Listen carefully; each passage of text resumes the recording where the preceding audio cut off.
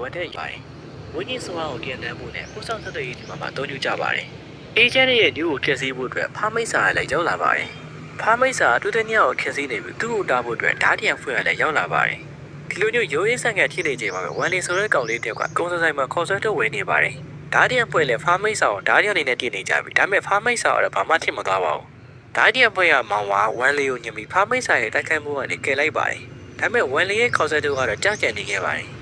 မောင်ဝါဖားမိတ်စာကိုတိုက်ခိုက်ဖို့အတွက်ပြန်သွားပြီးမောင်ဝါနိုင်ရသွားတာကြောင့်လက်ရှိချိန်မှာတော့သူ့ကိုညို့လို့အေးရဲ့ကယ်တီရှင်လို့သတ်မှတ်ထားတာကြောင့်ကြောက်ဥတွေပါလုပ်ပေးထားပါတယ်။ဝန်လီကလည်းမောင်ဝါရှိတဲ့အကြောင်းကိုလာတဲ့ပြီးသူ့ကိုလည်းစီနီယာကောင်လေးတယောက်ကပတ်စံတောင်းပြီးနိုင်ကျင့်နေပါတယ်။ဝန်လီကိုလည်းစွယုံဆိုတဲ့ကောင်မလေးကစီနီယာနဲ့ကိုမီးလုံးနဲ့ပြစ်ပြီးကယ်လိုက်ပါတယ်။စီနီယာကောင်လေးတယောက်ကလည်းစွယုံတတိရှိအောက်ကိုဆင်းလာခဲ့လို့ပြောနေပြီးဟိုကတကယ်ကြီးဆင်းလာတော့သူတို့ကမိန်းကလေးတွေကိုမတက်ခဲ့ဘူးလို့ပြောပြီးထွက်သွားကြပါတယ်။ဒီကျောင်းရဲ့နာမည်ကြီးတယောက်ဖြစ်ပြီးမင်းသမီးတယောက်လိုလာတဲ့စွယုံမှာဝန်လီကိုမင်းပပွတ်လုပ်ပြီးဝန်လီကတော့သူ့ကိုပတ်စံပေးပြီးထွက်သွားပါတယ်။စွယုံကတော့ဝန်လီရဲ့လောက်ရက်ကိုကြောင်ပြီးတော့ပဲကြည့်နေခဲ့ပါတယ်။ဒီနေ့မှကျောင်းသားတစ်တွေကိုစာမွေးထိကန်ပြီးစာမွေးရဲ့ရလက်တိုင်းအတန်းခွဲပေးမှဖြစ်ပါတယ်။ခဏနေတော့မောင်ဝါပေါ်လာပြီးကျောင်းသားအားလုံးဝိညာဉ်စာမွေးထိရမယ့်အကြောင်းနဲ့စာမွေးပေါ်မှုတည်ပြီးအတန်းခွဲမှဖြစ်တဲ့အကြောင်းကိုပြောပါတယ်။အမှန်ညင်းတဲ့သူတွေကလက်ရွေးစရဲ့အတန်းကိုတိုက်ရမှဖြစ်တဲ့အကြောင်းနဲ့နာမည်ခေါ်ရင်ရှေ့အပေါက်ထဲကိုဝင်သွားဖို့ပြောပါတယ်။ပထမတစ်ယောက်ကတော့အဖူးညင်းတာနဲ့ကုရန်ဖြစ်ပါတယ်။စာမွေးကတော့လွန်ခဲ့တဲ့10နှစ်ကပန်းနိုင်ခဲ့တဲ့ဖားမိတ်စာရဲ့ဝိညာဉ်စင်ကိုပေါ့ကိုတက်ခိုက်ရမှဖြစ်ပြီးဖားမိတ်စာကိုရိုင်းပြီးအဖက်တွေပေါ်လာမှဖြစ်ပါတယ်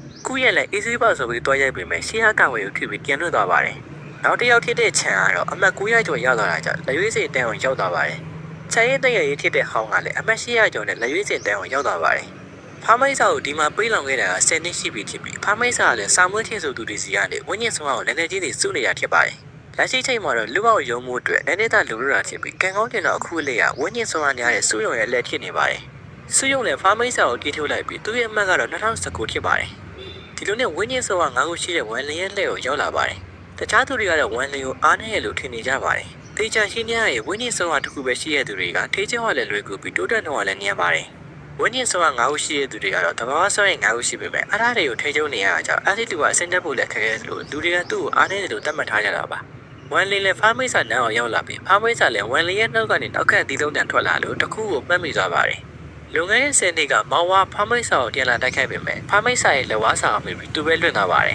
။ဖားမိတ်စာကမောင်ဝါကိုရှင်းမလို့နေတော့ဝန်လင်းရဲ့နောက်ခက်တစ်လုံးနဲ့တူရောက်လာပြီးဖားမိတ်စာကိုကန်လိုက်ပါတယ်။အဲဒါကြောင့်ဖားမိတ်စာရဲ့အစွမ်းကအပေါ်ကိုညှောက်သွားပြီးလမ်းနဲ့လျှောက်လည်းတည်စီသွားခဲ့ပါတယ်။အမှန်တော့ဝန်လင်းကဒီနေရာကိုသူကြံခဲ့တဲ့မိုးထုတ်ကိုလာယူရဖြစ်ပါတယ်။ဖားမိတ်စာလည်းအဲ့တုန်းကတစ်ချက်တည်းနဲ့မှောက်သွားတာကိုတတိယပြီးဝန်လင်းကိုလန့်နေပါတယ်။ဝန်လင်းလည်းအမှတ်4ရက်လောက်ပဲယူဖို့လုပ်ပေမဲ့သူ့ရဲ့ဆွမ်းကိုမထိချုံနိုင်တာကြောင့်ဖားမိတ်စာရှော့သွားပါတယ်။အပြင်မှာလည်းဝန်လင်းရဲ့ဝင်းနေစွမ်းက TV စကွန်လုံးမှာကူးရီနဲ့တွေ့လာပါတယ်။ကျောင်းသားတချို့ကတော့ဝန်လင်းဖားမိတ်စာကိုတက်နိုင်တာကသူရှိရဲ့စုယုံရဲ့ဆွဲကြောင်းလို့ပြောနေပါတယ်။ကာယကံရှိဖြစ်တဲ့စုယုံကတော့သူ့အစွမ်းသူသိနေရကြောင်းအခုကတရားရံနဲ့ဝန်လင်းရဲ့အစွမ်းမှသိလိုက်ပါတယ်။စာမွေးစိတ်တဲ့ဆရာကလည်းဝန်လင်းကိုလက်ရွေးစင်တန်းကိုတက်ခိုင်းလိုက်ပါတယ်။လက်ရွေးစင်တန်းမှာတော့ဆီယာမတ်ပါဝိညာဉ်သားရဲ့စိတ်ခွန်လေးကိုတင်ပေးနေပါတယ်။လူဝင်ကြားရဲ့အာယုံစိုက်တာကိုခံကျင်တဲ့ချန်ကလည်းတားရဲတစ်ကောင်ကိုစိတ်ခွန်လိုက်ပေမဲ့မိကလေးကိုင်တဲ့တုံကြီးထွက်လာပါတယ်။ဟောင်းဝမ်းနဲ့စမ်းကြီးနေပြီးသူကတော့မိကလေးစိတ်ကကြီးထွက်လာလို့နှောင်မှုကောင်လို့ကြောက်ခံလိုက်ရပါတယ်။ဒီတဲ့နဲ့ចောင်းသားတွေလည်းအညွန့်ညွန့်စမ်းကြီးနေကြပြီးစုယုံကလည်းဝိညာဉ်သားရဲ့တစ်ကောင်ကိုစိတ်ခေါ်လိုက်နိုင်ပါတယ်။အားလုံးရဲ့ရှေ့မှာပြုံးနေပေမဲ့စုယုံကဒီတဲ့ကြီးရဲ့တားရဲကြီးကိုစိတ်ခေါ်ချင်တာဖြစ်ပါတယ်